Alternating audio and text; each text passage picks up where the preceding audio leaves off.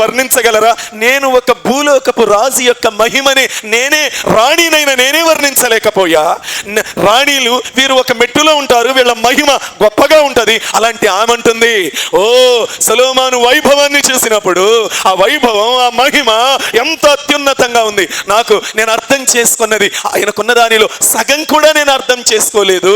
అంటే సగం కంటే తక్కువే అర్థం చేసుకున్నా. ఒక భూ సంబంధమైన రాజే. అసలు ఆయన ఆ మెట్టులో ఆ మహిమ ఇచ్చింది ఎవరు? ఆ మెట్టులో పెట్టింది ఎవరు? ఆ దేవుడు కదా.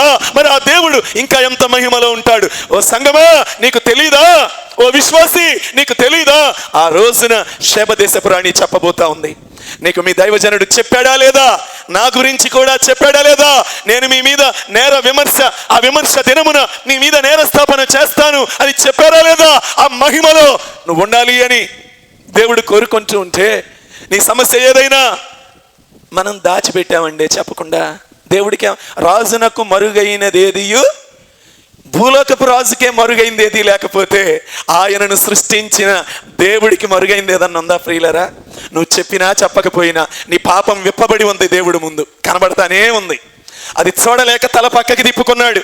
నువ్వు అనుకుంటున్నావు ఎవరు చుట్టలా అని. అది బాటంగా బయలుపరచబడుతూ ఉంది దేవుడి ముందు, సృష్టికర్త ముందు. ఏం దాచిపెట్టగలం?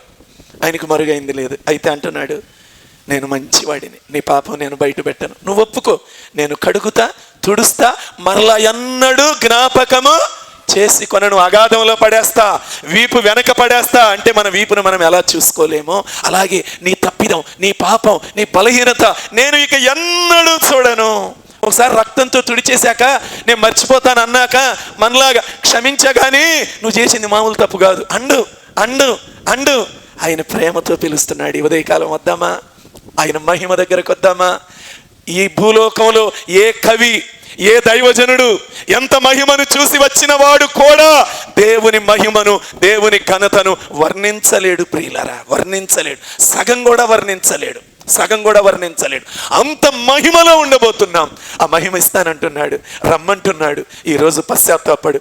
ఎక్కడెక్కడ దుఃఖ పెట్టావో అయ్యా ఈ రాజుల రాజు దగ్గరికి రావటానికి నాకెంత స్వేచ్ఛనిచ్చావు, ఈరోజు అవకాశం ఇచ్చావు. అనేక సార్లు తప్పిపోయానయ్యా, నా అంతరంగంలో ఎన్నో ప్రశ్నలు ఉన్నాయ్యా, ఎన్నో అనుమానాలు ఉన్నాయ్యా, నన్ను క్షమిస్తావా?